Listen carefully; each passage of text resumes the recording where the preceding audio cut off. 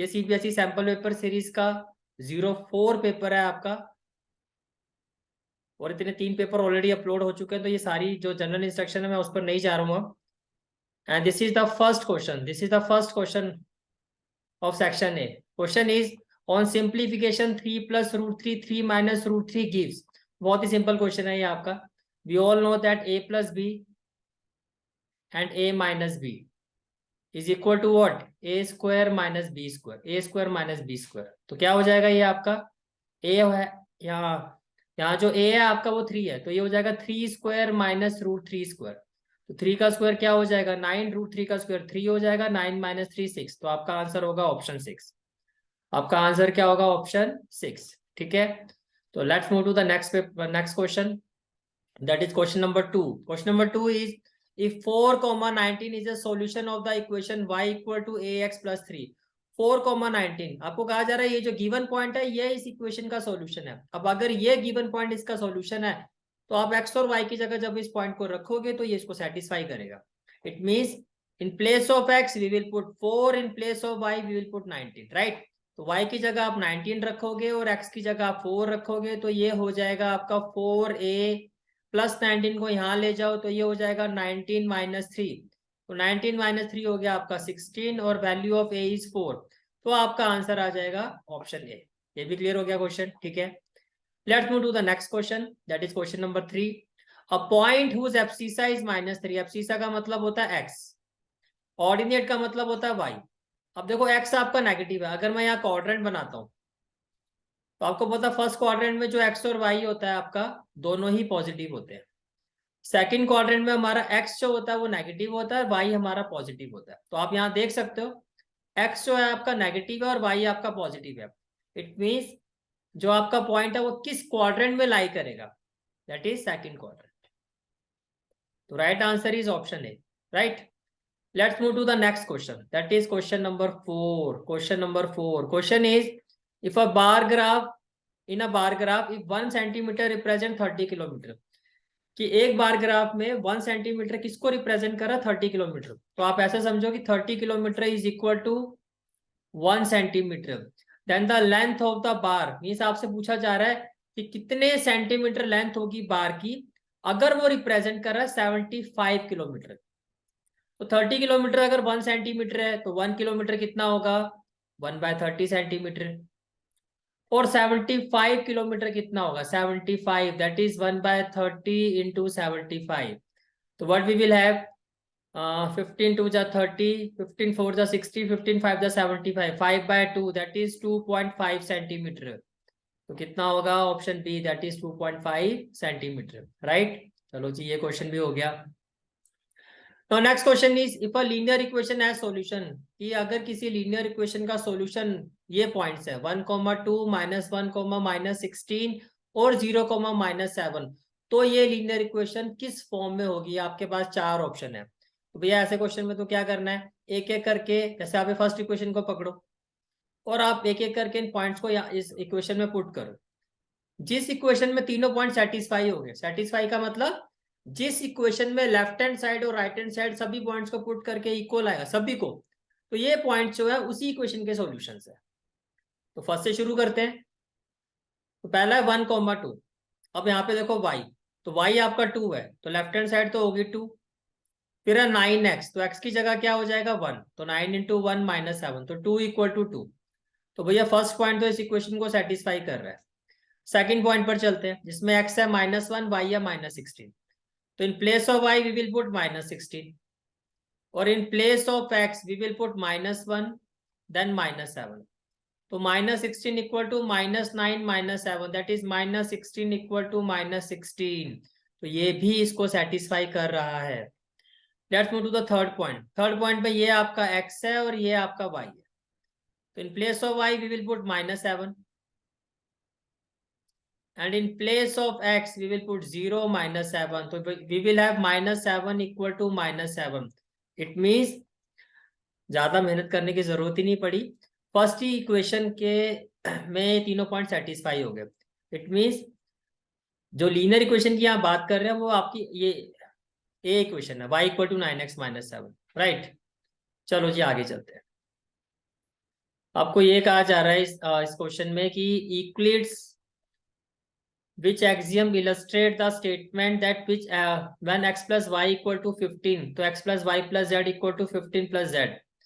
भाई ये कहा जा रहा है कि पहले तो देखो यहाँ पर है क्या, आपको equation given x plus y equal to 15, फिर आपने इसमें एक इक्वल वैल्यू ऐड कर दी z, तो दोनों तरफ आपने z ऐड कर दिया, adding z to both side.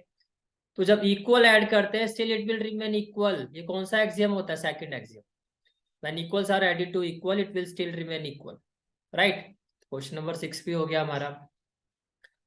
Question number 7, question number 7 is if A B is parallel to H F, तो ये आपका हो गया A B, this is your A B, this is your A B. आपको कहा जा रहा है ए बी जो है वो एच एफ के पैरेलल है, ये एच एफ के क्या है, आपका पैरेलल है। तो देखो ए बी जो है एच एफ के पैरेलल है, ठीक है। Then the measure of angle F D E, measure of angle F D E, ये आपको फाइंड करना है, ये we have to find this, right. अब देखो कैसे करोगे भैया, अगर एच ई जो है आपका ए बी के पैरेलल है तो ये आपका ट्रांसवर्सल होना चाहिए। तो ये अगर ट्रांसवर्सल है लाइक दिस, तो आपको पता है कि ये exterior angle on the same side and interior angle of other parallel line ये इक्वल होते हैं। Exterior angle of one parallel line and interior angle of other parallel lines ये इक्वल होते हैं on the same side of transversal. Why? Because these are the pair of corresponding angle. तो अगर ये 28 है, ये अगर 28 है तो ये भी कितना होना चाहिए, ये भी हमारा 28 होना चाहिए। बात समझ में आ रही है, ये भी 28 होना चाहिए। ये आपका 72 है, तो ये 28 है, ये 72 है, इसको भैया एक्स ले लो, इसको हम एक्स ले लेते हैं। तो व्हाट वी विल हैव, देखो 28 plus x plus 72 equal to 180 degree. Why? Angle on a straight line, angle on a straight line, ठीक है। तो 72 प्लस 28, 28 और 72, 8 और 2 10 और 9 प्लस 1 10, ये हो गया 100। तो x इक्वल टू क्या हो जाएगा, एक मिनट एक मिनट,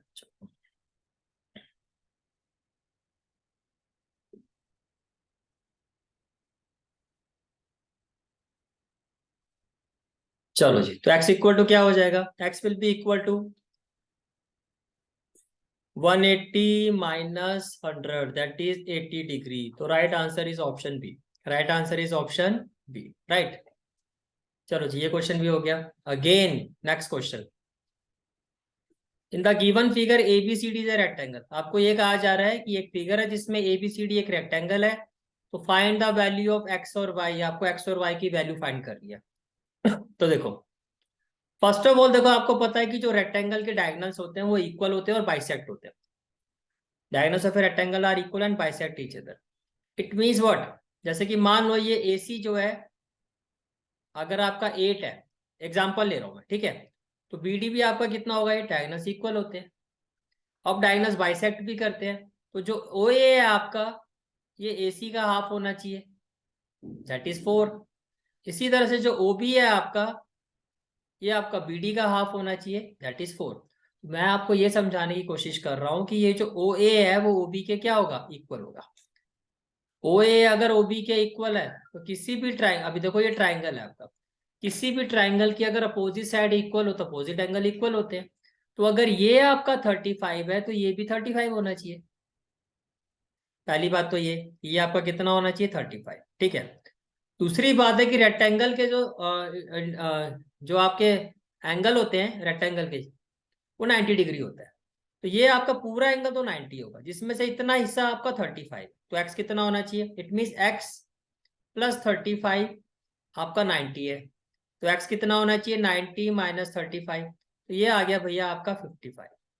ये आपका कितना आ गया, 55। तो ये एक्स की वैल्यू तो आपकी कितनी आ गई, 55, 55 डिग्री। चलो अब आप इस ट्राइंगल ओ ए बी में आ जाओ।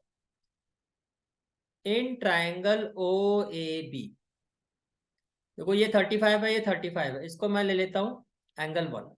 तो can I say that angle 1 plus angle O A B this one plus angle O B A will be equal to 180 degree. Why? Angle sum property, angle sum property. अब देखो angle 1 plus angle O A B ये कितना हो गया, 35। Plus angle O B A, ये भी कितना हो गया 35, और ये हो गया आपका 180। तो एंगल वन कितना हो जाएगा 180 माइनस 70, तो ये हो जाएगा आपका 110। कितना हो जाएगा 110। तो अगर एंगल वन आपका 110 है, 110 है, तो ये कितना होना चाहिए 110। वाई वर्टिकली अपोजिट एंगल, तो y will be equal to 110। तो भैया x आपका आ रहा है 55, y आ रहा है आपका 110। तो कौन सा ऑप्शन है, option A, option A right, option A. ठीक है,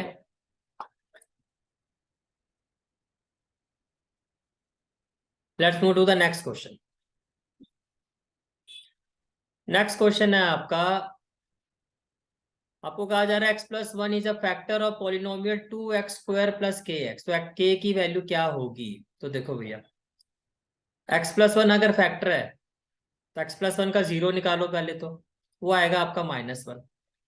अब अगर x+1 इसका फैक्टर है, इसको आप ले लो px, तो यहाँ px की वैल्यू क्या है 2x² प्लस के एक्स। अब अगर x+1 इसका फैक्टर है तो p ऑफ -1 जो आपका जीरो है, ये जीरो के इक्वल होना चाहिए, ये आपका जीरो के इक्वल होना चाहिए। तो 2 विद इन ब्रैकेट क्या हो जाएगा -1² प्लस के, फिर x की जगह आ जाएगा -1, और ये वैल्यू जीरो के इक्वल होनी चाहिए। तो -1 का स्क्वायर तो हो गया 1, तो 1 इंटू 2 हो गया 2, और ये हो गया आपका -k इक्वल टू 0। तो -k equal to -2 which implies k equal to 2। तो आपका फाइनल आंसर क्या होगा, ऑप्शन डी, ऑप्शन डी। ठीक है, फिर आता है आपका next question, that is which of the following is a linear equation in two variable. तो पहले समझो लीनियर इक्वेशन का मतलब क्या होता है। लीनियर इक्वेशन वो इक्वेशन होते हैं जिसमें डिग्री जो होती है वो 1 होनी चाहिए, और वेरिएबल कितने होनी चाहिए 2, यानी कि ऐसी इक्वेशन जिसमें एक्स और वाई या कोई भी दो वेरिएबल हो लेकिन डिग्री उनकी 1 होनी चाहिए। डिग्री का मतलब हाईएस्ट पावर। अब देखो यहाँ भी दो वेरिएबल है, लेकिन यहाँ जो डिग्री है हाईएस्ट पावर है वो 2 है, तो ये तो नहीं हो सकता। यहाँ तो वेरिएबल ही एक है, बात खत्म। यहाँ भी आपका एक ही वेरिएबल है और डिग्री भी 2 है, ये तो बिल्कुल ही नहीं हो सकता। यहाँ देखो वेरिएबल भी 2 है और डिग्री भी 1 है, तो आपका आंसर क्या होगा, ऑप्शन ए। आपका आंसर क्या होगा, ऑप्शन ए। क्लियर है क्वेश्चन, ठीक है। अब ये अच्छा क्वेश्चन है, देखो क्वेश्चन ये है आपका,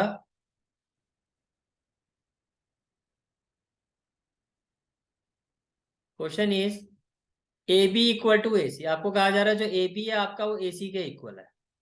okay, angle A C D is equal to 115। ये आप देख सकते हो एंगल ए सी डी आपका 115। फर्स्ट ऑफ ऑल एक काम करते हैं, देखो आपका ए बी जो है वो ए सी के इक्वल है, तो यहां से एक चीज तो क्लियर है कि एंगल बी जो है वो एंगल सी के इक्वल होगा। तो एंगल बी को भी हम एक्स ले लेते हैं और एंगल सी को भी हम एक्स ले लेते हैं। अब आप ये देखो कि ये एक्स और ये x plus angle A C D, A C D, ये कितना होगा 180 डिग्री। रीजन क्या होगा, लीनियर पेयर। बात ठीक है, समझ में आ रहा है। तो x plus angle A C D आपका 115 इक्वल टू कितना हो गया 180। तो x इक्वल टू हो गया 180 माइनस 115, तो 10 माइनस 5 कितना 5, 7 माइनस 1 कितना 6, 65। तो भैया ये आपका आ रहा है 65, तो ये 65, तो ये भी 65। ठीक है, अब आप ये देखो, ये वाला एंगल आपको फाइंड करना है, तो आपने लिखा in triangle A B C, A B C. ठीक है, इसको मैं एंगल 1 ले लेता हूँ। तो angle 1 plus x equal to कितना होगा 180। रीजन हो गया एंगल सम प्रॉपर्टी। रीजन क्या हो गया आपका, एंगल सम प्रॉपर्टी। तो एंगल 1 आपको फाइंड करना है, एक्स आपका 65 प्लस 65, 65 प्लस 65, ये हो गया 180। तो एंगल 1 इक्वल टू 180 माइनस ये हो गया आपका 130। तो एंगल 1 कितना 50, और जिसको आप एंगल 1 कह रहे हो वही आपका एंगल ए है। तो एंगल ए कितना होगा आपका 50 डिग्री। तो राइट आंसर क्या होगा, option B 50 degree. Is it clear, ठीक है। Let's move to the next question which is more important than the previous one. पहले तो क्वेश्चन में छोटा सा एरर दिखाई दे रहा है, इसको मैं ठीक कर लेता हूँ। यहाँ भैया एंगल बी आएगा, यहाँ एंगल बी आएगा, ये एंगल बी है आपका, ठीक है। और थोड़ा सा मैं बना लेता हूँ स्पेस। अब आराम से करते हैं क्वेश्चन, ठीक है। देखो angle A plus angle C, आपको कहा जा रहा है angle A plus angle C is equal to 2 times angle B plus angle D, 2 times angle B plus angle D, right. अब क्वाड्रिलेटरल है, क्या है क्वाड्रिलेटरल, क्वाड्रिलेटरल के सभी वर्टेक्स एंगल का जो सम होगा बाय एंगल सम प्रॉपर्टी वो 360 होगा। कितना होगा 360। Now angle A plus angle B plus angle C plus angle D is equal to 360 degree. Reason angle sum property, right. अब देखो angle A plus angle C, तो आप एक ब्रैकेट में रखो angle A plus angle C plus angle B plus angle D equal to 360 degree, equal to 360 degree. अब angle A plus C किसके equal है, ट्वाइस ऑफ दिस, तो यहां पर ऐसा कर देते हैं twice of angle B plus angle D और plus plus angle B plus angle D, ये किसके इक्वल होगा 360 के इक्वल होगा। बात समझ में आ रही है, ठीक है। आगे देखो twice of angle B plus angle, पहले मैं इसको ओपन कर देता हूँ, twice of angle B plus twice of angle D plus angle B plus angle D equal to 360। अब कितने एंगल बी हो गए 3, तो 3 टाइम्स एंगल बी। कितने एंगल डी हो गए 3 times angle D equal to कितना हो गया 360। अब यहां से अगर मैं 3 कॉमन लेता हूं तो ब्रैकेट में क्या आएगा angle B plus angle D equal to 360। तो finally can I say that कि angle B plus angle D जो है आपका it will be equal to 360 by 3, 360 by 3 that is 120। ये आ गया 120, ठीक है। अब आप देखो आगे क्या इंफॉर्मेशन गिवन, आपको एंगल डी की वैल्यू गिवन है, तो ठीक है एंगल डी की जगह हम 60 ले लेते हैं, ये हो गया 120। तो एंगल बी हो गया 120 माइनस 60 दैट इज 60 डिग्री। तो एंगल बी आ गया आपका 60 डिग्री, राइट। एंगल बी क्या आ गया आपका 60 डिग्री। एंगल बी ही फाइंड करना था, तो बस 60 डिग्री इसकी जरूरत ही नहीं पड़ी आपको। क्लियर हो गया क्वेश्चन, ठीक है।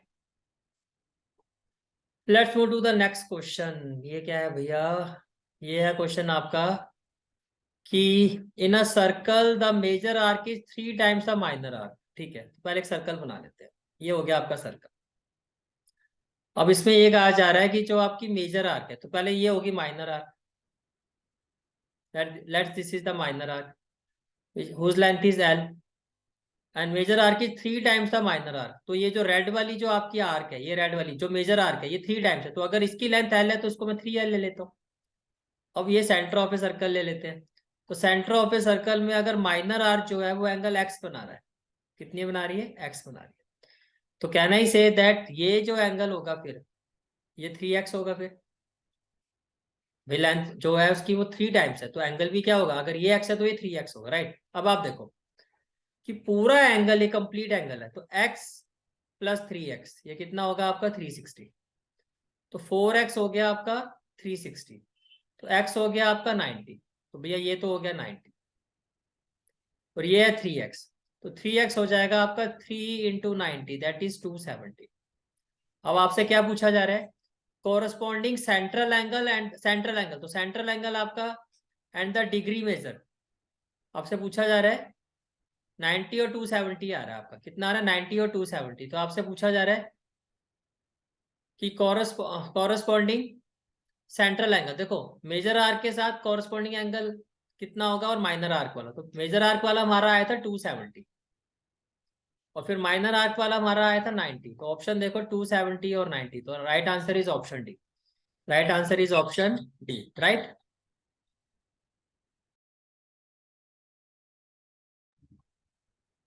Now next question is question number 14. Question number 14 is x raised to power minus 2 आपका 64 है, x raised to power minus 2 आपका 64 है, तो इसका मतलब 1/x² जो है वो आपका 64 है, 64/1, ठीक है। अब अगर मैं इसको क्रॉस मल्टीप्लाई करता हूँ राइट दिस, तो x² इंटू 64 आपका हो गया 1, 1 इंटू 1 1, तो x² इक्वल टू क्या हो गया आपका 1/64 और 1/64 किसका स्क्वायर होता है 1/8 का। तो इसका मतलब ये है, इसका मतलब ये है कि जो मेरा x है, जो मेरा x है, x की वैल्यू क्या होगी 1/8, ठीक है। चलो अब यहाँ वैल्यू पुट करते हैं, अब x की जगह आप पुट करोगे 1/8, तो ये हो जाएगा 1/8 raise to power 1/3 and anything raise to power 0, कितनी ही बड़ी वैल्यू अगर उसकी पावर में 0 है तो वो 1 के इक्वल होता है। अब ये वैल्यू आपको सॉल्व करो, देखो 1 रेस टू पावर 1/3 तो 1 होगा, 8 रेस टू पावर 1/3 इसको मैं ले सकता हूँ, 8 को मैं ले सकता हूँ, यहाँ आपको 3 दिखाई दे रहा है तो आप 8 को ले सकते हो 2 रेस टू पावर 3, और साथ में हो गया आपका 1/3 और प्लस में हो गया 1। Now what we will have, देखो 3 से 3 कैंसिल हो जाएगा, तो ये हो गया 1/2 प्लस 1/1, एलसीएम आ जाएगा 2, 1 प्लस 2 दैट इज 3/2, तो 3/2 ऑप्शन में है, 3/2 यस ऑप्शन सी क्लियर हो गया। ठीक है, नेक्स्ट क्वेश्चन जो है आपका क्वेश्चन x² + 1, हाँ भाई ये बड़ा इंपॉर्टेंट क्वेश्चन है, ध्यान से समझना, एग्जाम में ये इस तरह का क्वेश्चन आने के आपके पूरे पूरे चांसेस होते हैं। क्वेश्चन ये आपका x² + 1/x² आपका 38 है, तो x - 1/x की वैल्यू क्या होगी। तो देखो अगर x - 1/x कह रहा है तो आप x - 1/x का होल स्क्वायर कर दो। अगर वो आपको ये कहता find the value of x + 1/x, तो आप क्या करोगे, आप x + 1/x का होल स्क्वायर कर दोगे। क्वेश्चन ये दो ही फॉर्म में पूछा जाएगा, या आपको पूछा जाएगा x - 1/x या x + 1/x। अगर तो x - 1/x है तो x - 1/x का होल स्क्वायर कर दो। अगर आपसे पूछा जा रहा है find the value of x + 1/x, तो आप x + 1/x का होल स्क्वायर कर दो। तो x - 1/x का होल स्क्वायर क्या होगा, a² that is x² plus b² 1/x² -2ab -2ab, ये इस तरह से हो गया। x से x आपका कैंसिल हो गया, x² + 1/x² आपको गिवन है दैट इज 38, तो ये हो जाएगा 38 - 2 दैट इज 36। अब आप ये देखो कि x - 1/x का होल स्क्वायर आपका 36 के इक्वल है, तो 36 किसका स्क्वायर होगा, 6 का स्क्वायर होगा, राइट। तो x - 1/x क्या होगा आपका 6, तो आपका आंसर आ रहा है 6, तो option D, option D right. चलो जी आगे चलते हैं, नेक्स्ट क्वेश्चन है आपका कि BP is parallel to C Q, BP this is BP. Question में कहा जा रहा है बीपी जो है आपका वो किसके पैरेलल है, सी क्यू के पैरेलल है। बीपी किसके पैरेलल है आपका, सी क्यू के पैरेलल है, ठीक है। और AC is equal to BC, पहले तो इसी को पकड़ते हैं, देखो अगर AC BC के इक्वल है तो एंगल A एंगल B के इक्वल होगा, और इसको हम ले लेते हैं let it be equal to y, because x तो आपको गिवन है ऑलरेडी। तो एंगल A भी आपका y हो गया और एंगल B ये भी आपका y हो गया, ये भी आपका क्या हो गया, y हो गया, ठीक है। और आपको ये x फाइंड करना है, ये x आपको फाइंड करना है। अब ये देखो आप कि भैया अगर ये जो है आपका PB वो CQ के पैरेलल है, तो इसका मतलब क्या हुआ, इट मीन्स कि जो आपका BC है ये ट्रांसवर्सल है, BC आपका क्या है, ट्रांसवर्सल। ये बात समझ में आ रही है, ठीक है। अब आप ये देखो कि ये वाला जो एंगल है ये ठीक है, ये angle with respect to this transversal, और ये वाला जो एंगल है आपका, देखो ये दो पैरेलल लाइंस हैं आपकी, ठीक है, ये दो पैरेलल लाइंस है, तो इस लाइन के interior on the same side of transversal, देखो इस तरह से है, on the same side of transversal, एक लाइन का इंटीरियर और दूसरी लाइन का एक्सटीरियर, पेयर ऑफ एंगल ये इक्वल होते हैं। तो कहने का मतलब है कि ये जो एंगल है आपका that is 20 + y, that is 20 + y, 20 + y, ये पूरा angle it will be equal to this exterior angle that is 70, and reason is corresponding angle, reason is corresponding angle.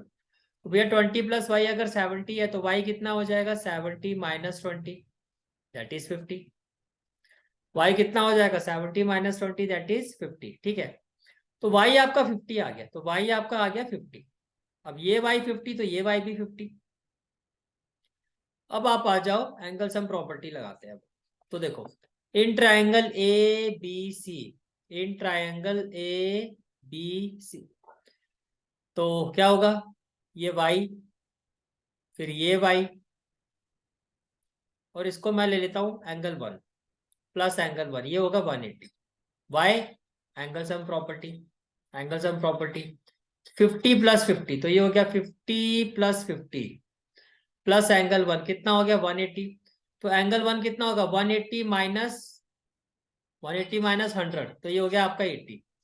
तो भैया ये एंगल 1 आ गया 80। अब आप ये देखो, अब आप ये देखो, ये 80 है आपका, ये x है, मैंने लिखा 80 प्लस x प्लस ये आपका 70 इक्वल टू कितना हो जाएगा 180। Angle on a straight line, AOSL मैं शॉर्ट में लिख रहा हूँ, आप एग्जाम में प्रॉपर लिख के आना, angle on a straight line, ठीक है। और x की वैल्यू क्या हो जाएगी, x will be equal to 180, 80 plus 70 कितना 150, तो माइनस 150 कर दो, तो x की वैल्यू कितनी आएगी 30। क्लियर हो गया। फिर से बता देता हूँ एक बार कि एंगल ए एंगल बी के इक्वल होगा, क्यों, because A C equal to B C है, तो angle opposite to equal sides are equal, पहला पॉइंट है। तो ये भी y, ये भी y। इंपॉर्टेंट पॉइंट जो इस पर आपको ध्यान देना वो ये है कि भैया ये अगर पीबी जो है वो सी क्यू के पैरेलल है, तो ये आपका क्या होगा ट्रांसवर्सल, और ट्रांसवर्सल के एक ही साइड में pair of angle, how, one is exterior to the one parallel line and other one is interior to the other parallel. एक पैरेलल लाइन का एक्सटीरियर एंगल, एक पैरेलल लाइन का interior angle on the same side of transversal वो equal होता है corresponding angle, ठीक है। तो ऑन दैट वे ये आपका पूरा जो एंगल है 20 plus y will be equal to this exterior angle 70। तो यहाँ से आपके पास y आ गया 50, y कितना आ गया 50 आ गया। तो जैसे ही y 50 आ गया तो ये वाला y भी 50। फिर हमने लगा दी भैया एंगल सम प्रॉपर्टी, फिर हमने क्या लगा दी, angle sum property ABC, angle sum property. तो ये 50, ये 50 कितना 100, तो एंगल सम प्रॉपर्टी से ये आ गया 80। फिर हमने क्या लगा दिया, angle on a straight line, जिससे आपके पास x की वैल्यू आ गई 30।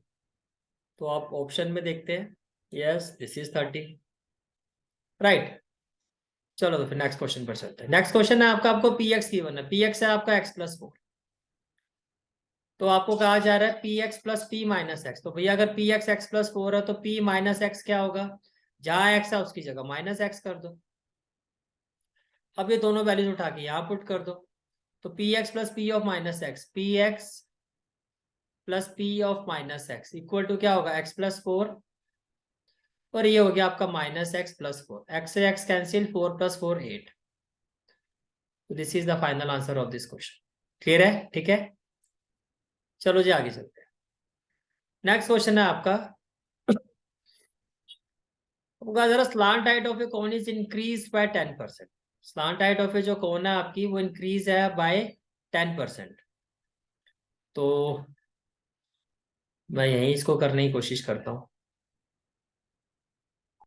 तो if the radius remains the same, क्या कहा जा रहा है, if the radius remains the same तो कर्व्ड सरफेस एरिया कितना इंक्रीज होगा न्यू कोन का। तो देखो, let the slant height of original cone be L, let the slant height of new cone, new cone की जो स्लांट हाइट है उसको हम ले लेते हैं L'।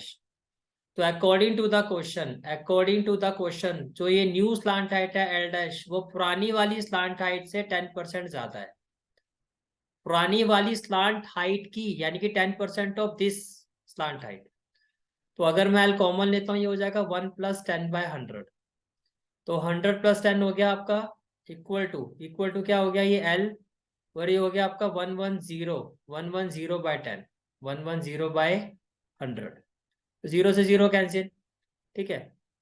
तो जो न्यू स्लांट हाइट है वो पुरानी वाली स्लांट है, यानी कि जो आपकी न्यू स्लांट हाइट है वो पुरानी वाली स्लांट हाइट का हो जाएगा 11/10 इंटू L, ठीक है।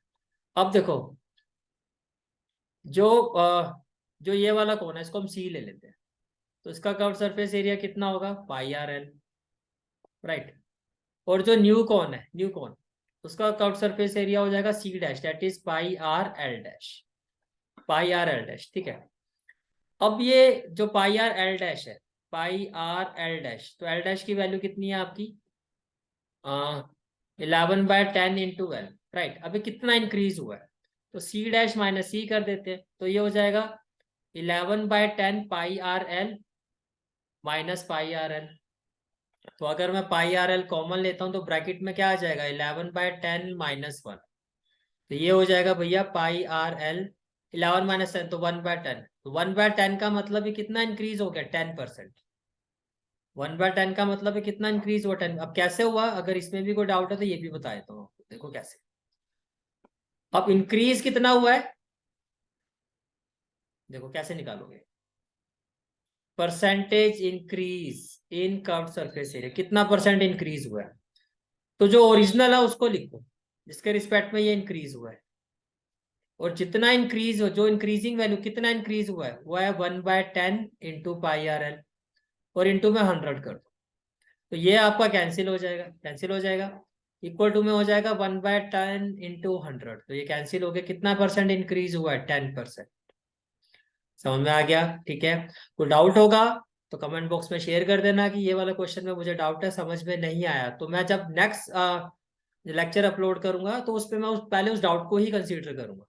मेरी बात समझ में आ रही है? अगर कोई भी क्वेश्चन क्लियर नहीं होता है अपनी साइड से तो मैं आराम आराम से एक एक स्टेप क्लियर करके चल रहा हूँ, होपफुली ताकि आपको कुछ ज्यादा इश्यूज ना है। लेकिन फिर भी अगर कोई दिक्कत आती है तो आपने क्या करना है कि सर इस वाले क्वेश्चन पे मुझे डाउट है, क्लियर नहीं हुआ, कमेंट बॉक्स में आप शेयर कर देना, तो फिर मैं क्या करूंगा कि जब नेक्स्ट लेक्चर अपलोड करूंगा तो पहले आपके डाउट्स ही मैं स्पेसिफाई करूंगा, और उसकी सैंपल पेपर 4 का ये डाउट था आपका, और इसको ऐसे ऐसे करना है, या फिर किस पॉइंट पे डाउट आ रहा है वो पॉइंट भी स्पेसिफाई कर सकते हो, तो इस पॉइंट पे मुझे दिक्कत आई तो वो फिर मैं उस पॉइंट को ज्यादा हाईलाइट कर दूंगा। समझ में आ रही है बात? ठीक है, तो आपका ऑप्शन क्या होगा? 10%। ठीक है, चलो जी आगे चलते हैं। इसके बाद आता है हमारा असर्शन और रीजनिंग वाला क्वेश्चन। असर्शन और रीजनिंग वाला तो पहले क्वेश्चन कर लेते हैं फिर ऑप्शन में जाते हैं। क्वेश्चन ये है आपका कि the side of an equilateral triangle is 6 centimetre. कहता है कि इक्विलेटरल ट्राइंगल की जो साइड है, let the side be a, तो ए आपका कितना है? 6 centimetre. Then the height of the triangle is 9 centimetre. कहता है अगर इसकी साइड 6 सेंटीमीटर है तो इसकी हाइट जो है 9 सेंटीमीटर हो।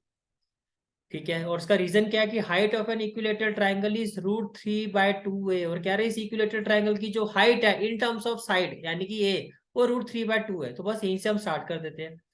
तो देखो भैया हाइट आपका क्वेश्चन में गिवन है √3/2a।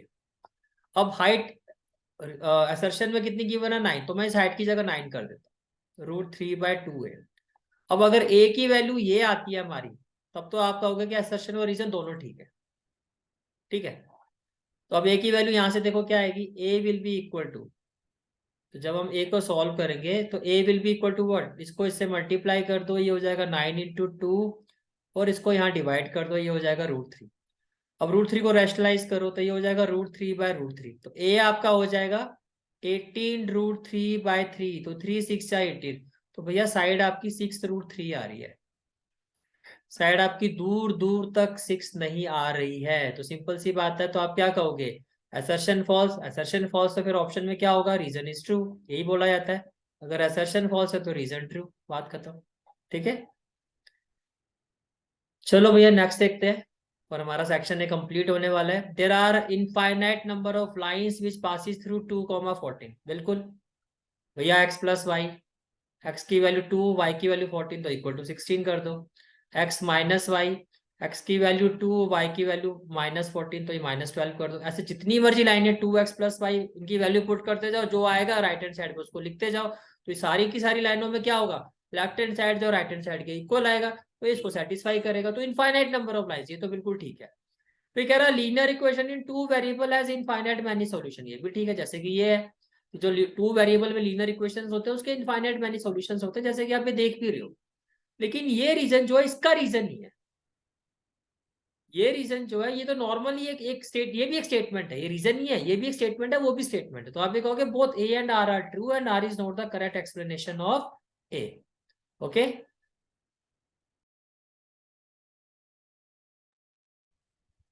So let's proceed with our section B. देखो क्वेश्चन क्या है आपका, find the area of a triangle, two side of the triangle are 18 centimetre and 12 centimetre. एक ट्राइंगल है जिसकी दो साइड्स आपको गिवन है 18 और 12, तो पेरीमीटर आपको फाइंड, पेरीमीटर भी गिवन है आपको 40। तो first of all with the help of this information हम थर्ड साइड फाइंड करेंगे। कहने का मतलब क्या है कि देखो आपको गिवन है पेरीमीटर, क्वेश्चन में आपको क्या गिवन है? क्वेश्चन में आपको पेरीमीटर गिवन है। ठीक है, तो आपने लिखा perimeter is equal to 40 centimetre, और पेरीमीटर ऑफ साइड क्या होता है? साइड, इसको आप ए ले लो, इसको आप बी ले लो, and let third side be C, let third side be C centimetre. तो क्या होगा? a + b + c = 40 होगा। a आपका 18 है, बी आपका 12 है और c plus c equal to 40। तो यहां से जब आप इसको सॉल्व करोगे तो 18 प्लस 12, ये हो गया 30। तो ये हो गया 30। तो सी इक्वल टू क्या होगा 40 माइनस 30 दैट इज 10। राइट, अब आपको क्या फाइंड करना है, एरिया। तो आपके पास परपेंडिकुलर तो है नहीं, तो आप ए बी सी तीन साइड्स की बने तो हीरोन्स फॉर्मूला। तो एरिया ऑफ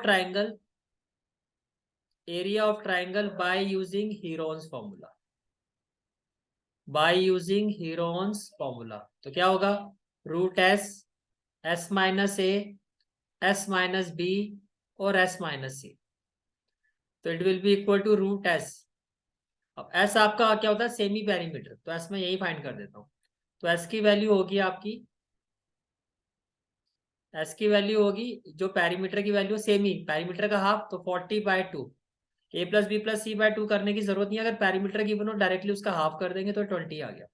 तो एस की जगह तो भैया 20, फिर 20 माइनस ए आपका कितना है 18, फिर 20 माइनस ये आपका हो गया 12, एंड देन 20 माइनस सी आपका हो गया 10। ये कहानी क्लियर है, ठीक है। चलो जी, देन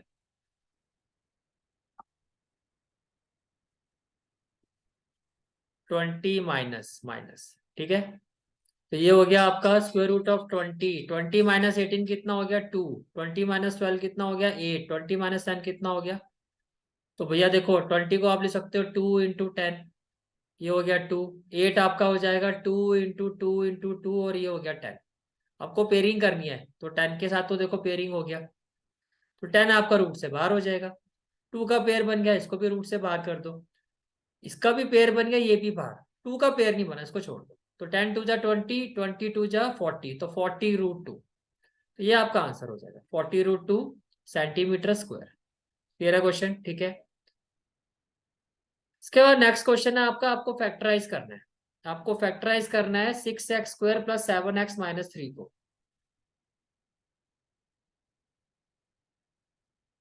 तो this is the next question,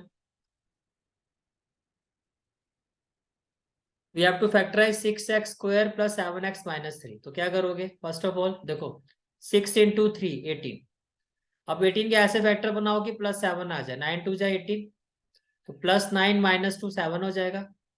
ऐसे होता है ना कि प्लस माइनस करके तो ये मिडल वैल्यू आनी चाहिए, और मल्टीप्लाई करके, अब 9 और 2, एक फैक्टर आपका 9 है और एक फैक्टर आपका -2 है, मल्टीप्लाई करके वही आना चाहिए जो एग्जैक्टली 6 और -3 को मल्टीप्लाई करके आएगा, दैट इज -18। तो देखो इसको मल्टीप्लाई करके भी -18 ही आ रहा है, मिडल टर्म स्प्लिटिंग, राइट।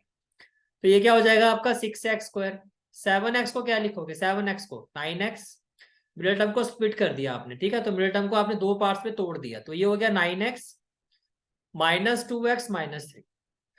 तो what we will have now, यहां से कॉमन ले लो 3x, ब्रैकेट में क्या आ जाएगा 2x + 3, यहां से कॉमन लोगे -2, तो -1, क्योंकि 2 और 3 सिर्फ 1 के टेबल में आता है। तो ब्रैकेट में माइनस कॉमन ले लिया तो माइनस का प्लस, और माइनस कॉमन लिया तो माइनस का प्लस, और ये ब्रैकेट वाला पार्ट आपका सेम आना चाहिए, ठीक है। अगर सेम आ रहा है तो आप आंसर आपका ठीक है। अब 2x + 3 को कॉमन ले लो, तो बाकी आपका हो गया 3x - 1, बाकी क्या हो गया 3x - 1। तो बस हो गया फैक्टराइज आपका। क्लियर है यहाँ तक, ठीक है।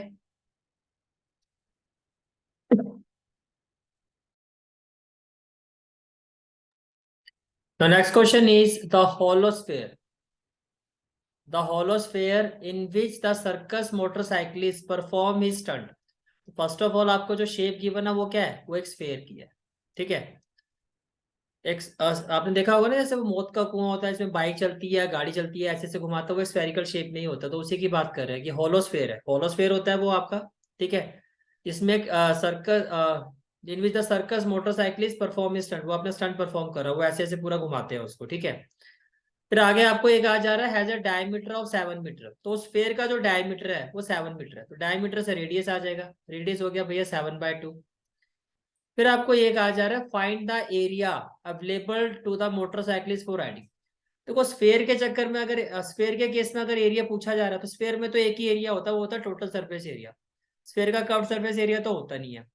तो जैसे उसने एरिया की बात की तो आप लिखोगे required area, required area is equal to total surface area of sphere.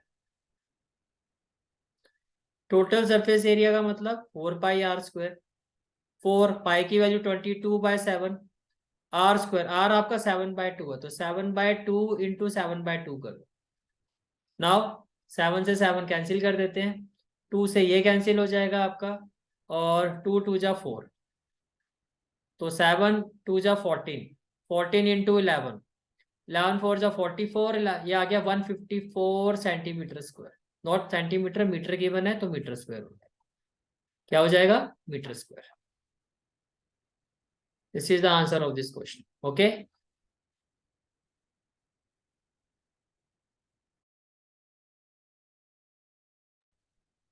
next question is, if a plus b plus c equal to 0, then write the value of a square by bc plus b square by ca plus c square by ab। भाई important question है आपका, ठीक है, exam में इस question के आने के बहुत ज्यादा चांसेस रहते हैं, ठीक है। तो फर्स्ट ऑफ ऑल तो गिवन है, यहीं से स्टार्ट करते हैं। A square by B C plus B square by C A और plus C square by A B. अब अगर देखो मैं इसका एलसीएम लेता हूँ तो क्या आएगा? ए बी सी, तो ये बी सी से बी सी कैंसिल हो जाएगा, बीसी से बीसी कैंसिल हो जाएगा, तो what we will have? A square into A, ये हो जाएगा ए क्यू। ऐसे सी ए से सी ए कैंसिल हो जाएगा, तो बी इंटू बी स्क्वायर हो जाएगा बी क्यू। ए बी से ए बी कैंसिल हो जाएगा, तो c square into c c q. तो finally what we will have? We will have a q plus b q plus c q. अब आप ध्यान से देखो, यहाँ आपको एक रिलेशन गिवन है, that is a plus B plus c equal to 0। तो आप ये देखो कि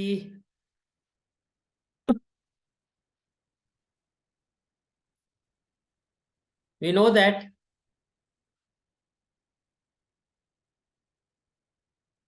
ए cube plus B cube plus C cube minus 3abc is equal to what? A plus B plus C, A square plus B square plus C square minus A B minus B C minus C. ये होता है relation, ठीक है। तो आप question में देखो, question में आपको गिवन है कि भैया जो ए प्लस बी प्लस सी है ये 0 के इक्वल है। जो आपका ए प्लस बी प्लस सी है वो किसके इक्वल है? ये 0 के इक्वल है, ठीक है।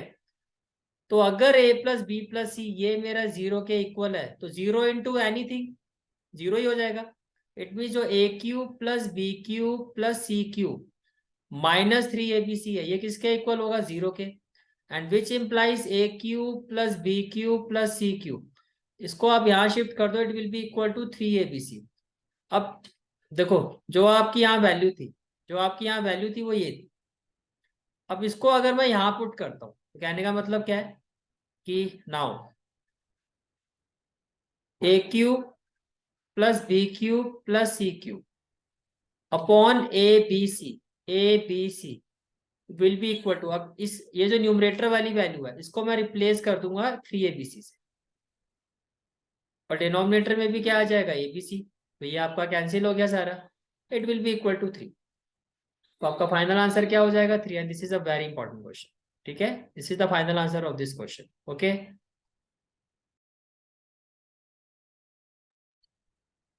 सो after this question, next question आपका ऑप्शनल क्वेश्चन है कि आपको फैक्टराइज करना है 125x³ plus 27y³ plus 8z³ minus 90xyz को फैक्टराइज करना है, ठीक है। तो देखो कैसे करोगे। फर्स्ट ऑफ ऑल इसको आप क्या लिख सकते हो? 5x⁻³ ये आपका क्या हो जाएगा? 3y⁻³। और ये आपका क्या हो जाएगा? 2z⁻³, ठीक है। और ये क्या हो जाएगा आपका? वो -3abc होता है, राइट। तो 3, ये आपका यहाँ a है, ये a है, ये b है, ये c। तो फॉर्मूला जो होता है आपका a³ plus b³ plus c³ -3abc किसके इक्वल होता है? It is equal to a plus B plus C और a² plus b² plus c² minus A B minus B C minus C है। तो भैया ये abc हो गया। तो इन प्लेस ऑफ ए आपका क्या हो जाएगा? 5x। In place of B आपका क्या हो जाएगा? 3y। इन प्लेस ऑफ सी आपका क्या हो जाएगा? 2z, ठीक है। तो what we will have? It will be equal to a plus B plus C. तो a आपका क्या है? अब a को देखो आप 5x, और b हमारा क्या है 3y, तो प्लस हो गया 3y। c हमारा क्या है 2z, तो प्लस हो गया 2z। फिर है आपका a स्क्वायर, तो a स्क्वायर को मैं लिखूंगा 5x स्क्वायर। b स्क्वायर हमारा हो जाएगा 3y, तो plus 3y square, plus c square हो जाएगा आपका 2z स्क्वायर। ठीक है, और माइनस ये हो जाएगा माइनस ए बी, तो a आपका फिर क्या है, अब a आपका क्या है 5x, तो माइनस हो जाएगा 5x, और b आपका क्या है 3y, तो माइनस ए बी भी हो गया। फिर अब माइनस बी सी, तो in place of b we will put 3y, और in place of c we will put 2z। फिर अब माइनस सी आपका क्या है 2z, और a आपका क्या है 5x, a आपका क्या है 5x। ये क्लियर हो गया? ठीक है, अब देखो क्या आएगा। Now we will have